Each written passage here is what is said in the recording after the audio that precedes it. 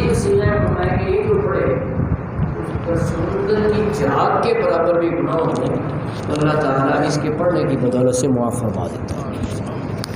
لیکن اس میں ایک وضاحت ضروری ہے جو اکثر واعظین نہیں کرتے، کہ جو بھی ایسی احادیث ہیں ان میں مراد صغیرہ گناہ ہیں، چھوٹے گناہ، وہ ایسے اذکار کی بدولت معاف ہو جاتے ہیں، جبکہ کبیرہ گناہ جو بڑے گناہ ہیں وہ بغیر توبہ کیے اور اللہ سے معافی مانگے بغیر معاف نہیں ہوتے۔ تو یہ جتنے بھی ایسی فضائل والی احادیث ہیں ان میں قاعدہ اور اصول، ہاں اللہ چاہے تو کبیرہ بھی معاف فرما دے، اس پر تو کوئی روک ٹوک نہیں ہے، لیکن جو قاعدہ اور قانون بنایا گیا ہے وہ یہ ہے۔ اور اس کا یہ بھی مطلب نہیں کہ یہ ذکر بتایا کہ سمندر کی جھاگ کے برابر گناہ ہو تو معاف ہو جائے، اب بندہ کہ جی گناہ بھی کرتے جاتے ہیں ساتھ استغفار کر لیں گے، اس کا یہ مطلب بھی نہیں ہے، اس کی بھی سختی سے مذمت کی گئی ہے۔ ہاں بھول چوک سے گناہ ہو گیا، تقاضۂ بشری کی وجہ سے گناہ ہو گیا، اب بندہ نادم ہے، شرمسار ہے، واپس لوٹنا چاہتا ہے تو فرمایا توبہ کرے، استغفار کرے تو اللہ تعالیٰ غفور الرحیم ہے، وہ انشاءاللہ اپنی رحمت کی برکت سے معاف فرما دے گا۔ لیکن یہ اللہ تعالیٰ نیتوں کے حال بہتر جانتا ہے، تو کوئی کہے جی میں گناہ بھی کرتا ہوں ساتھ استغفار کرتا چلے جاؤں گا، تو اللہ تعالیٰ تو نیت جانتا ہے، تو وہ تو پکڑ فرما لے گا بھائی تو نے یہ کام کیوں کیا، کہ گناہ کر کے تو نے ارادہ کیا وجہ استغفار کروں گا تو معاف ہو جائے گا۔ تو یہ احادیث ہماری امید کو قائم رکھتی ہے۔ ایک طرف احادیث ہیں جن میں گناہوں کا عذاب ہے، وہ جو حدیث الایمان بین الخوف والرجاء، ایمان خوف اور امید کے درمیان ہے، تو یہ بندے کو امید بھی لگی رہنی چاہیے اور خوف بھی رہنا چاہیے کہ پکڑ ہوگی، جباروں کا حال بھی ہے اللہ کا، پکڑ لے اگر تو پھر کیا بنے گا۔ جیسے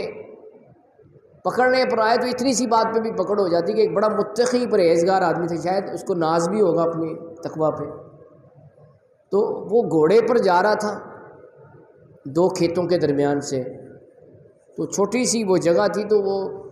جو دیہاتوں والے وہ لوگ سمجھتے ہیں کہ سٹے جو ہیں ایسے رستے پہ بھی آ جاتے ہیں جب گنجان ہو نا، تو اس کے گھوڑے کی ایڑ میں ایک سٹا پھنس گیا گندم کا۔ اب جب وہ کھیت سے باہر نکل آئے، کھیت تو بڑا لمبا تھا، تو وہ بڑا تقوی والا بندہ تھا، اس نے کہا کہ اب پتہ نہیں کس کے کھیت سے یہ سٹا نکلا ہے، میں اس کو کیسے واپس کروں، تو یہ تو میری گرفت ہو جائے گی۔ اس نے یہ وصیت کی کہ جب میں مر جاؤں تو یہ خوشہ جو ہے یہ میرے کفن میں رکھ دینا، جب قیامت کے دن مطالبہ ہوگا تو میں کہوں گا میرے پاس تو موجود ہے، یہ جس کے ہیں اس کو واپس کر دو۔ اب وہ قیامت والے دن جب سوال ہوگا نا، واقعی سوال ہوگا، روایت میں آتا ہے سوال ہوگا، ہاں بھائی تم نے فلاں کے کھیت سے بغیر اجازت کے ایک خوشہ کاٹ لیا تھا تمہاری ایڑ نے، تو واپس کیوں نہیں کیا؟ تو کہے گا یہ حاضر ہے۔ تو کہا جاتا ہے کہ اس نے وہ مسل کے نا بھوسا پھینک دیا تھا اور دانے سنبھال لیے تھے، تو حکم ہوگا کہ دانے تو تم نے پیش کر دیے، تو بھوسا کی طرح وہ بھی تو بغیر اجازت خرچ ہو جائے،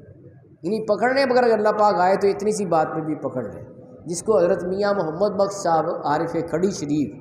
جو کہ شاعر بھی ہوئے ہیں اور اللہ کے ولی ہوئے ہیں، میں نے ان کے مزار پہ بھی حاضری دی ہے کشمیر میں، وہ کہتے ہیں عدل کریں تے تھر تھر کمبن اونچیاں شانہ والے، یعنی اگر اللہ پاک عدل و انصاف پہ آئے عدل کرنے پر تو بڑی بڑی شانوں والے بھی کانپنے لگ جائیں کہ بھئی عدل ہو رہا ہے تو ہم تو رحمت کے سوالی ہیں۔ عدل کریں تے تھر تھر کمبن اونچیاں شانہ والے